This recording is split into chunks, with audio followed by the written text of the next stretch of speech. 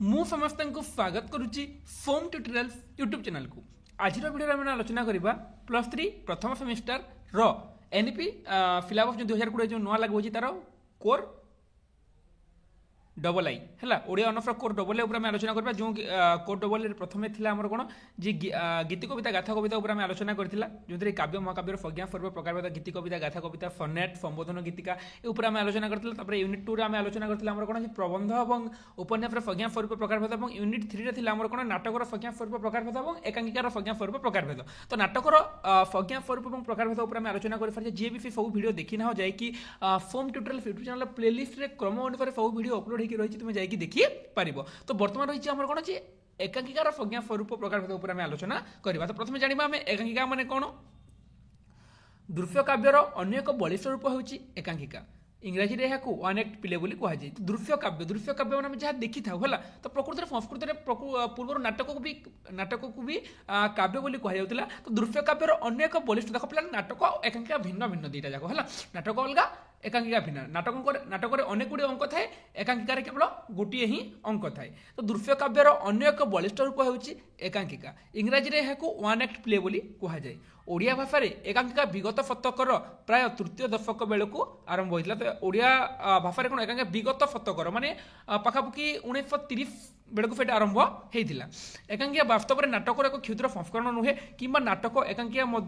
बृहद रूप नुहे। देख कौन जे एकांकिका वास्तव में नाटकर एक क्षुद्र संस्करण नाटक को क्षुद्र करदे एकांकिका हो एकांकिका को बृहद करदे नाटक होमती नुहे। नाटक भिन्न एकांकिका भिन्न। एकांकिका हूँ गोटे स्वयं संपूर्ण कला। एकांकिका गोटे कौन स्वयं संपूर्ण कला। नाटकर समग्र रूप विभव और कला कौशल ए न था। नाटकर जो समग्र रूप विभव तार जो कला कौशल से सब एकांकिकार न था। संप्रति समाज में संघर्षमय मनुष्य जीवन में एकांकिका अधिक आकर्षणीय हो पारी कारण यार नाटकीयता स्वल्प काल मध्य सहज हृदय को छुई पारी। कौन वर्तमान समाज संघर्षमय मनुष्य जीवन में एकांकिका अधिक आकर्षणीय हो पारी कहीं एकांकिका क्षुद्र होता तार कलेबर क्षुद्र ना। तो एकांकिका अधिक आकर्षणीय हो पारी कारण यार नाटकीयता स्वल्प काल मध्य सहज हृदय को छुई पारे। आजिर जुग हूँ श्रम और संघर्षर जुग। आज जुग कौन श्रम और संघर्षर जुग। संप्रति समस्या बहुल जीवन क्षेत्र में आम मनोरंजन को केवे बाद दे पारुन। संप्रति समस्या बहुल आज समाज में देखो कहारी पाखे समय ना समस्या बहुल जीवन। आज जीवन समस्या बहुल जीवन। तो सही जीवन क्षेत्र में आम मनोरंजन को कौन बाद दे पारिबा कि एंटरटेनमेंट बोली जहाँ कहे ताको कौन बाद दे पारिबा कि बाद दे पारिबा नहीं। दीर्घ समय नाटक को बाद दे स्वल्प समय मध्य मन में आनंद भरीदेवा जो आज समाज में एकांकिकार चाहिदा बेस वृद्धि पाई। मैंने देखो आजिकल लोक पाखे समय ना दीर्घ जिनिस 10 घंटा 12 घंटा कौन लोक मैंने बसिक देखिपारे कि देखिपारे। तो दीर्घ समय नाटक को बाद दे स्वल्प समय मध्य एकांकिका जेहेतु गोटे अंक विशिष्ट तेणु दीर्घ नाटक को बाद दे स्वल्प समय मध्य मन में आनंद भरीदेवा जो आज समाज में नाटक अपेक्षा एकांकिकार चाहिदा बेस वृद्धि पाई। यह छड़ा एकांकिकार विकास दिगरे अन्य केतोटी कारण रही। प्रथमतः समय भाव। संप्रति मनुष्य निकट में जीवन संग्राम जटिलता देखा समय घोर भाव अनुभूत होती। फल दीर्घ समय नाटक देखार आग्रह कमी जाऊँगी। तेणु दर्शकर चाहिदा अनुसार स्वल्प समय मध्य मनोरंजन निमंते एकांकिका बेस आदरणीय हो उठी। द्वितीयतः दीर्घ समय मनोनिवेश कर सामर्थ्य और परिपार्श्विक अवस्था सब क्षेत्र में सामान नुहे। यही दर्शक मान मनोरंजन निमंते एकांकिका चाहिदा बेस अनुभूत होती। द्वितीयतः कौन दीर्घ समय मनोनिवेश कर सामर्थ्य व परिपार्श्विक अवस्था सब क्षेत्र में सामान। आजिकल समस्त चाहते केमी जल्दी जल्दी सब जिन हो शीघ्र शीघ्र हो जाऊ बोली। तृतीयतः पत्र पत्रिकार बहुल विकास। पत्र पत्रिकार पृष्ठ मनन करने निमंते गल्प बोली एकांकिका को अग्राधिकार दिखाई। कौन देख जे तृतीयतः पत्र पत्रिकार बहुल विकास है। देख टिके हाँ टिके टिके टिके टिके टिके रुह।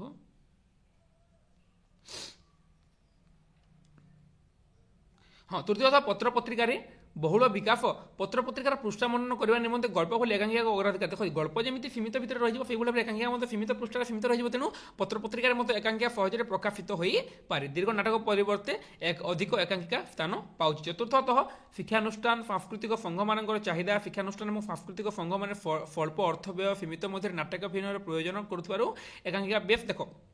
शिक्षानुष्ठान और सांस्कृतिक संघ मैंने स्वल्प अर्थ व्यय बहुत कम अर्थ व्यय करेंगे सीमित समय मध्य नाट्य अभिनय करेंगे। तो यहाँ नाटक संभव हो पारे ना जेहतु नाटक बृहत थाए से कौन जे एकांकिकार चाहिदा बेस वृद्धि पाई। एकांकिका संपर्क में नाट्य समालोचक हेमंत कुमार दास कहते एकांकिका जे आमर प्राचीन नाट्य साहित्य नाला एक कह पारनि तेबे आधुना सेगुड़िकर ମଧ୍ୟରୁ ଅନେକ ଲୁପ୍ତପ୍ରାୟ। ଆଧୁନିକ ଏକାଙ୍କିକା ନିତାନ୍ତ ଭାବରେ ପାଶ୍ଚାତ୍ୟ ସଂସର୍ଗର ଫଳ। ଆଜିର ଯନ୍ତ୍ରଣା ଜଟିଳ ଜୀବନରେ ଖଣ୍ଡିତ ଅବସରରେ ପୂର୍ଣ୍ଣ ଉପଯୋଗ ନିମନ୍ତେ 11 ସାତ ଅଙ୍କର ନାଟକ ନିତାନ୍ତ ମୂଲ୍ୟହୀନ।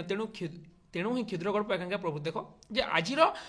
ଯନ୍ତ୍ରଣା ଜଟିଳ ଜୀବନରେ ଖଣ୍ଡିତ ଅବସରରେ ପୂର୍ଣ୍ଣ ଅଭିଯୋଗ ନିମନ୍ତେ 11 ସତର ଅଙ୍କର ନାଟକ ନିତାନ୍ତ ମୂଲ୍ୟହୀନ। ମାନେ ଏତେ ବୃହତ୍ ନାଟକ ଦେଖିବା ସମସ୍ତଙ୍କ ପକ୍ଷେ ସମ୍ଭବପର ନୁହେଁ। ତେଣୁ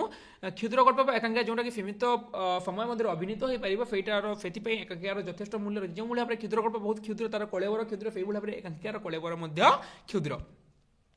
ଏକାଙ୍କିକା ସମ୍ପର୍କରେ ଆଲୋଚକ ବିଭୂତି ପଟ୍ଟନାୟକ ମତବ୍ୟକ୍ତ କରିଛନ୍ତି। ବିଭୂତି ପଟ୍ଟନାୟକ ମଧ୍ୟ କହନ୍ତି ଯେ ମହାନାଟକ ଭଳି ଏକାଙ୍କିକା ନାଟିକାର ପ୍ରାଚୀନ ପରମ୍ପରା ଭାରତୀୟ ସଂସ୍କୃତିରେ ଲକ୍ଷ୍ୟ କରାଯାଏ। 10 ରୂପକରେ ବର୍ଣ୍ଣିତ ଭାଣ, ବ୍ୟାଜାଗୋ, ଅଙ୍କ ବିଧି ଏକାଙ୍କିକା ନାଟକର ପର୍ଯ୍ୟାୟଭୁକ୍ତ। ଏକାଙ୍କିକା ହେଉଛି ଏକ ଅଙ୍କ ବିଶିଷ୍ଟ ନାଟକ। ଦେଖ ଯେମିତି କୁହାଯାଏ ଯେ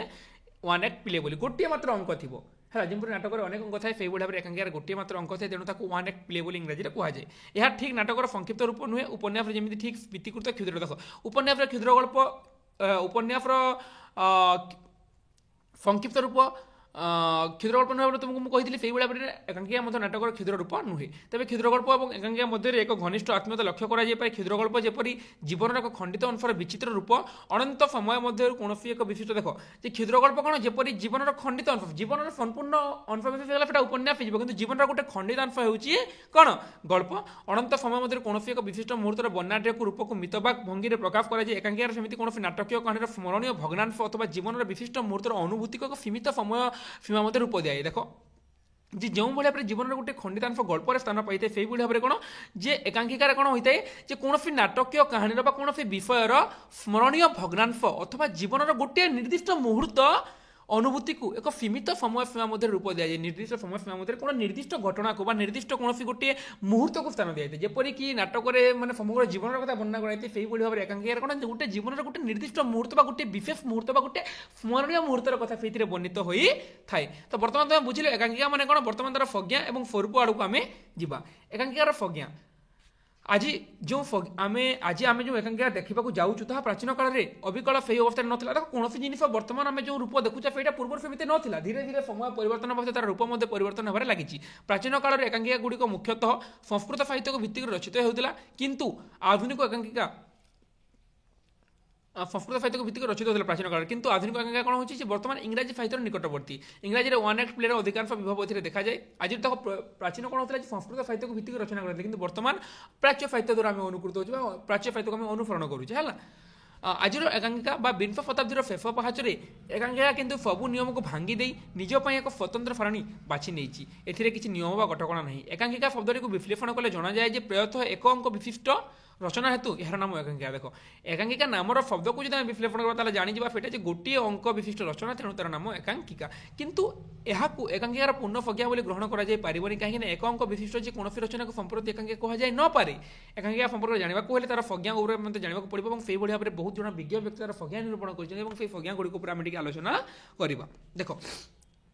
କୃଷ୍ଣଚରଣ ବେହେରା କହିଲେ ଯେ ରଙ୍ଗମଞ୍ଚରେ ସ୍ୱଳ୍ପ ସମୟ ମଧ୍ୟରେ ଅଭିନୟ ଉପଯୋଗୀ ଜୀବନର ଗୋଟିଏ ଗୋଟିଏ ଦିଗ। ଦେଖ କୃଷ୍ଣଚରଣ ବେହେରା କ'ଣ କହିଲେ ତାର ସଂଜ୍ଞାକୁ ନେଇକି, କାହାର ଏକାଙ୍କିକାର ସଂଜ୍ଞାକୁ ନେଇକି ଯେ ରଙ୍ଗମଞ୍ଚରେ। ଦେଖ ଏକାଙ୍କିକା ନାଟକ ମୁଁ ତୁମକୁ ପୂର୍ବରୁ କହିଦେଇଛି ଯେ ସେଇଟା କେବଳ ରଚିତ ହୋଇଗଲେ ହେବନି, ସେଇଟା ଅଭିନୀତ ହେବାକୁ ପଡ଼ିଥାଏ। ରଚନାଟାର ସେଇଟା ଅଭିନୀତ ହେବା ଅଧିକ ଜରୁରୀ। ତେଣୁ କୃଷ୍ଣଚରଣ ବେହେରା କହିଲେ ଯେ ରଙ୍ଗମଞ୍ଚରେ ସ୍ୱଳ୍ପ ସମୟ ମଧ୍ୟରେ ଅଭିନୟ ଉପଯୋଗୀ, ମାନେ ସ୍ୱଳ୍ପ ସମୟରେ ସେଇଟା ଅଭିନୀତ ହୋଇପାରୁଥିବ ଜୀବନର ଗୋଟିଏ ଗୋଟିଏ ଦିଗ ହେଉ ବା ଖଣ୍ଡ ଖଣ୍ଡ ଆବେଗ ଅନୁଭୂତି କିମ୍ବା ସମାଜର କ୍ଷୁଦ୍ର କ୍ଷୁଦ୍ର ଘଟଣା ବିଶେଷର ସଂହତି ସଂଯତ ପ୍ରତିଛବିପୂର୍ଣ୍ଣ ରଚନାକୁ ଏକାଙ୍କିକା ବୋଲି କୁହାଯାଇପାରେ। ଯେ ଏଇଥିରେ କୃଷ୍ଣଚରଣ ବେହେରା ସିଧା ସିଧା ଭାବେ କହିଥିଲେ ଜୀବନର ଗୋଟିଏ ଗୋଟିଏ ଦିଗ ହୋଇଥିବ, ଖଣ୍ଡ ଖଣ୍ଡ ଆବେଗ ହୋଇଥିବ, ଅନୁଭୂତି ହୋଇଥିବ କିମ୍ବା କ୍ଷୁଦ୍ର ଘଟଣା ହୋଇଥିବ। ବୁଝିଲା, ଜୀବନର ଗୋଟେ ନିର୍ଦ୍ଦିଷ୍ଟ ଖଣ୍ଡ ହେଇଥିବ, ମାନେ ପୁରାପୁରି ଜୀବନର ସମ୍ପୂର୍ଣ୍ଣ ନୁହେଁ, ଖଣ୍ଡିତାଂଶ। ଜୀବନର ଖଣ୍ଡିତାଂଶକୁ ହିଁ ଆମେ ଏକାଙ୍କିକା ବୋଲି କହିବା ବୋଲି ସେଇଥିରେ ବର୍ଣ୍ଣନା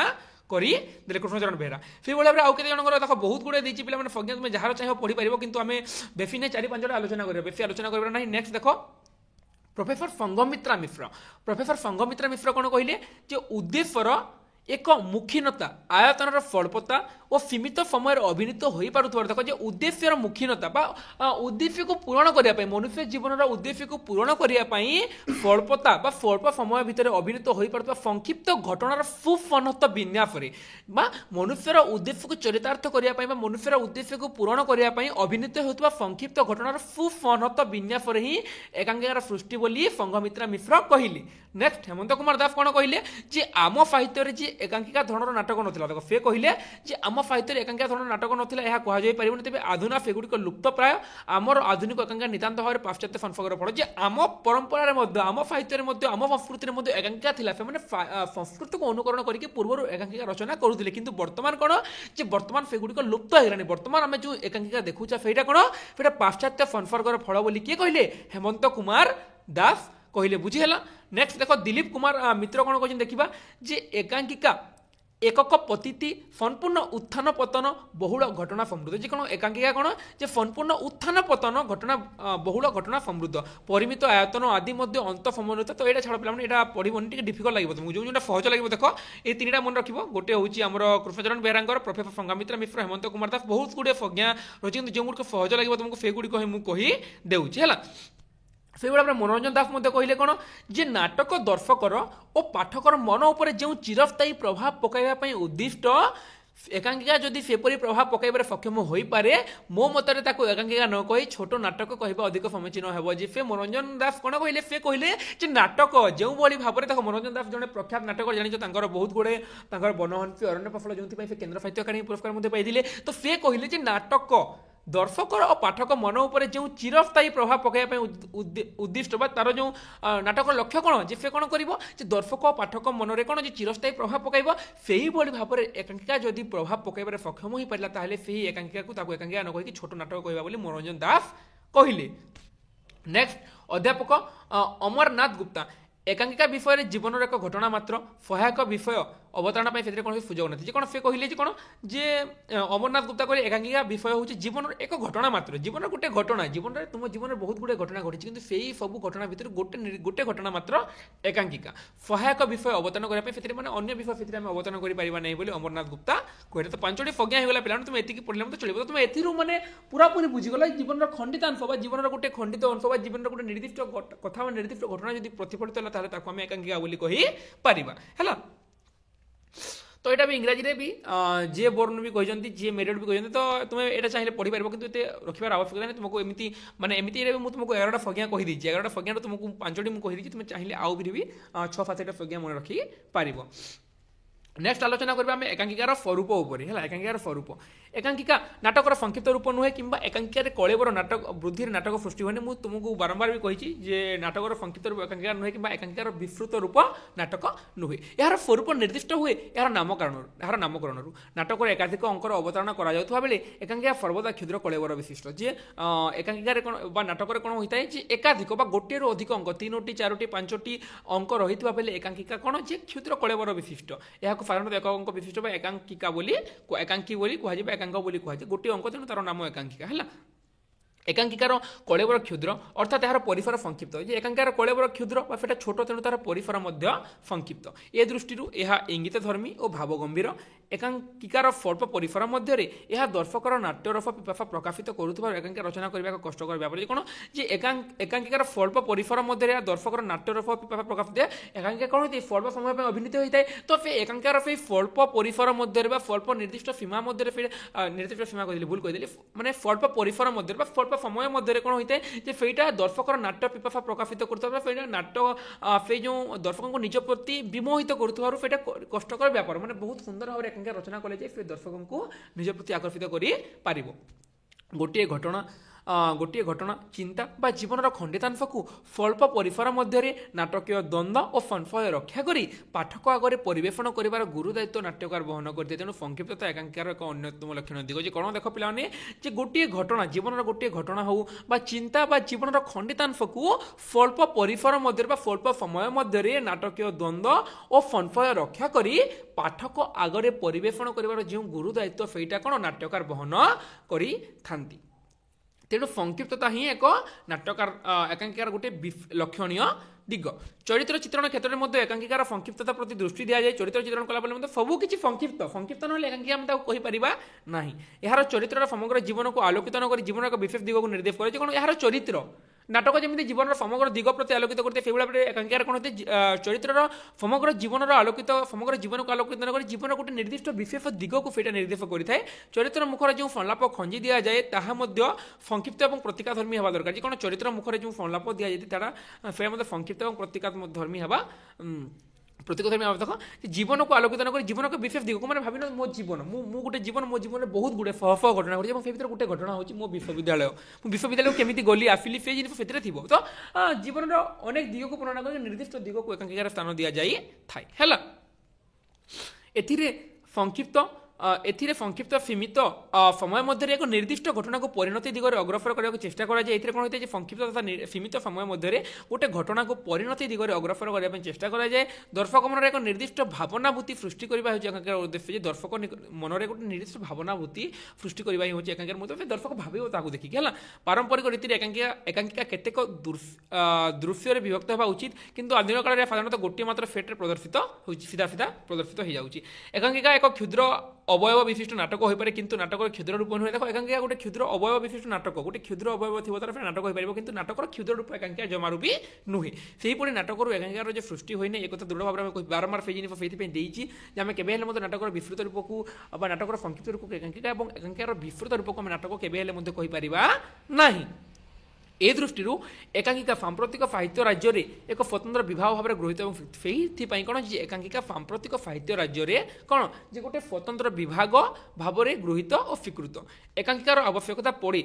सेतेबेले जेतेबेले विस्तृत जीवन और समग्र जीवन को उपेक्षा करा जाई एहार एक विशेष अंश को लोकलोचन आने को देखो एकांकिकार आवश्यकता से समय पड़े जितेबेले कौन जे समग्र जीवन को न नहीं गोटे विशेष अंश बा गोटे दिग को जिते आलोचना करने को चेष्टा करा से समय एकांकिकार आवश्यकता पड़े देखा नाटक गोटे विशेष दिग को नहीं आलोचना करा जाई पारिबो नाही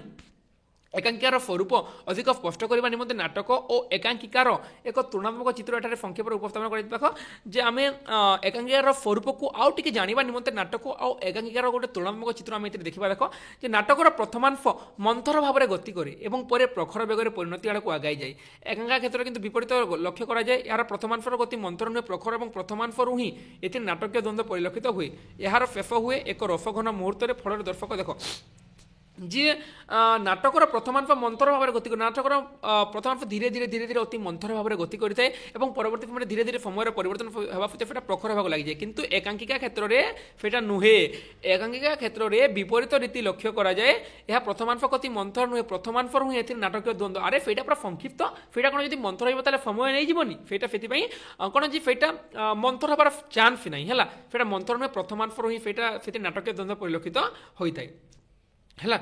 नेक्स्ट नाटकर मूल कथावस्तु प्रासंगिक अन्य कथावस्तु छंदी हो रही जे नाटकर मूल कथावस्तु सहित अन्य वस्तु मत छंदी कर जहाँफल कि विस्तृत ना से किंतु एकांकिकार एकमात्र कथावस्तु निजर प्राधान्य रक्षा करी शेष पर्यंत गढ़ी चली नाटकर माने नाटकर तक गोटे विषयवस्तु किंतु सहित अन्य कथावस्तु मत छंदी रही विस्तृत तो से छंदी रही मत चलो किंतु एकांकिका जेहेतु संक्षिप्त से तार एकमात्र विषयवस्तु गोटे मात्र कथावस्तु थी जोटा कि निजर प्राधान्य रक्षा करवा से कथावस्तु को नहीं माड़ी चले अन्य कौन जिन सन्निवेशित होगी न थाई एथिरे अन्य अप्रधान प्रसंग स्थानित होगा निमंते सुजोग न थाए कौन से अप्रधान जो भाव नाटक अनेक अन्य कथावस्तु छंदी होता है से भाव में कौन जे अप्रधान प्रसंग नाटक छंदी हवा निमंते नाटक सॉरी अन्य अप्रधान प्रसंग एकांकिकार छंदी हवा निमंते सुजोग हो नए यार से पूरा संक्षिप्त से केमी सुजोग रहीवन समग्र विस्तृत भाग को चित्र देवा अभिलाष नाटक उत्पत्ति होता है देखो जीवन विस्तृत भाग को चित्र देवा जीवन बहुत गुड़े घटना से वर्णित होता है किंतु जीवन खंडितांश कौन एक विशेष भावन चित्र बारंबार तुमको मुझे गोटे जीवन खंडितांश जीवन गोटे निर्दिष्ट दिग को लेकिन ही एकांकिका रचना करा जाई थाई नाटक उत्थान पतन गतिर अनिर्दिष्टता देखा जीवा बेले एकांकिका आरंभ से पर्यंत गोटे भाव सत्ता को चमक देखो नाटक कौन होता है जे केतेबेले उत्थान होता है केतेबेले पतन केतेबेले गतिर अनिर्दिष्ट कुआडे कुआडे चली जाऊ बेले बेले जना पड़ेनि किंतु कौन जे एकांकिकार आरंभ शेष पर्यंत गोटे भाव सत्ता को गोटे भाव को लेकिन गोटे विषय को लेकिन फेटा उपस्थापन करिथाय दरकार पड़िले नाटकरू केतेक अनावश्यक चरित्र संलाप और द्वंद्व को बाद दिया जाए नाटक को संक्षिप्त करा जाई पारे देखो जे जदि दरकार पड़िबो ताले हम नाटकरू कोन करबा जे नाटक रचना ही फाइला पर तार केतेक संलाप तार केतेक द्वंद्व को बाद देकी हम नाटक को कोन जे टिके संक्षिप्त करि परिबा किंतु एकांकिका क्षेत्र संभव नुह एकांकिकार आम कौन जिन काटि पारानी एकांकिका जमी रचित होती सेमती जब काटिदेला तार मूल्य ह्रास पाई जीव नाटकर वर्णना नाटकर शैली वर्णनात्मक होगा स्थले एकांकिकार शैली व्यंजनात्मक देख नाटकर शैली वर्णनात्मक वर्णनात्मक वर्णना को गुरुत्व देते कि एकांकिकार शैली व्यंजनात्मक एपरी हमार कारण ए द्वयर शरीर यथाक्रमे व्याप्त और संक्षिप्त है ए द्वारा देख ये वर्णनात्मक मैंने व्याप्त व्याप्त माने विस्तृत बोली कहि परिबा सेति में फेटा वर्णनात्मक बहुत गुडे जिन फेति वर्णना कले चलिबो किंतु एटा व्यंजनात्मक तार संक्षिप्त सेति में फेटा व्यंजनात्मक कम वर्णना फेति होई थाए कोंतरे एकांकिकारी दीर्घ अभिनय काल मध्य नाटक दर्शकों को जेमिति प्रभावित करि पारे एकांकिका स्वल्प तथा सीमित समय मध्य दर्शकों ऊपर अनुरूप प्रभाव विस्तार करि पारे दीर्घ अभिनय काल नाटक गोटे गोटे एमिते बड़ देखो जे गोटे हमर भात नाटक जोटा कि कालीचरण पट्टनायकर भात नाटक 109 राति पर्यंत फेटा अभिनीत होइतिला 109 ना 108 109 राति पर्यंत फेटा अभिनीत होता है 109 राति पर्यंत फेटा अभिनीत होता तो नाटक बहुत गुड़े दीर्घ है दीर्घ अभिनय काल में फेटा दर्शकों को प्रभावित करेंगे नाटक बहुत दिन पर्यंत लगातार बहुत दिन पर्यंत फेटा दीर्घ अभिनय होकर लोक मानक प्रभावित करे नाटक से भाव में एकांकिका कौन स्वल्प तथा सीमित समय नाटक दीर्घ अभिनय होकर जमी लोक मानक प्रभावित करे एकांकिका से भाव में कौन जे स्वल्प तथा सीमित समय मध्य दर्शकों उपर अनुरूप प्रभाव विस्तार कर स्वल्प समय अभिनीत हेले दर्शकों उपर सेटा अनुरूप भाव में प्रभाव विस्तार करे तो बर्तमान आम सरीगला यहाँ तो आम नाटक माने एकांकिकार आम प्रज्ञा और स्वरूप सरीगला तो नेक्स्ट पार्ट में आलोचना करा तार प्रकारभेद और प्रकारभेद सहित तुम तार विकास क्रम उपर तुमको किसी कहीदेवी तो बर्तमान प्रज्ञा स्वरूप तुमको बुझे दी सब स्वरूप और पूर्व बहुत गुड़े प्रज्ञा मत कही एकांकिका कौन मत कही तो यही रिलेटेड तुम जब कहार किसी डाउट थी प्रज्ञा स्वरूप रिलेटेड कहार किसी डाउट थी मतलब निश्चित भाव में कमेंट करी तुम सांग मैंने जो मैंने कि ओडिशार विभिन्न विश्वविद्यालय विश्वविद्यालय अधीन थी महाविद्यालय मानक स्वयं शासित महाविद्यालय जो मैंने स्नातक पढ़ुं ओडिया विभाग में नाम लिखी से निश्चित भाव में भिडियो को शेयर करदेव कहीं से जानीपारे और मो भिडियो जिते दूर पर्यंत पहुँची पार मतलब से प्रेरणा मिले आगक आगक आहरी भिडियो बनवाई तुम सांग सहित निश्चित भाव में शेयर करदेव तुम यदि किसी भी डाउट थी मतलब डिस्क्रिप्शन में मोर इंस्टाग्राम लिंक दी मुझे पर्सनल मेसेज कर पचारि पार ना टेलीग्राम ग्रुप में पचारि पार ना भिडियो तले कमेंट करके पचारि पार तो यहाँ थे नाटक प्रज्ञा स्वरूप सरीगला नेक्स्ट आम आलोचना करा प्रकार भेद और तार विकास धारा उपर सरीज तापर आम आम प्रबंध रम्य रचना जीवनी भ्रमण कहानी कौन कौन रही आलोचना करके आम आम सारी देवा यूनिट 4 को सारी आम यहाँ कोर डबल आई सरीज कोर आई रोटे अधे यूनिट सारीदेवा आउटे आम एसी आउ एमडीसी यूनिट टोटाल आम फिलअप ऑफ ऑलरेडी सरी फाइलानी तो जी भी से वीडियो देखना प्ले लिस्ट सब वीडियो क्रमान्वय क्रम अनुसार अपलोड तुम जाकि देखी पार तो बेसी लंग न करके वीडियो को आज एतिक रखा वीडियो देखी समस्त हृदय धन्यवाद आशा करुँच समस्त सबकि बुझी जाइए नाटक मैंने कौन एकांकिका मैंने कौन उभय मध्य कौन कौन तारतम्य रही कौन कौन पार्थक्य रही है समस्त बुझी पार जय जगन्नाथ जय माँ फैमिली पुणी देखा आम आगामी भिडियो गोटे नुआ विषय वस्तु को नहीं।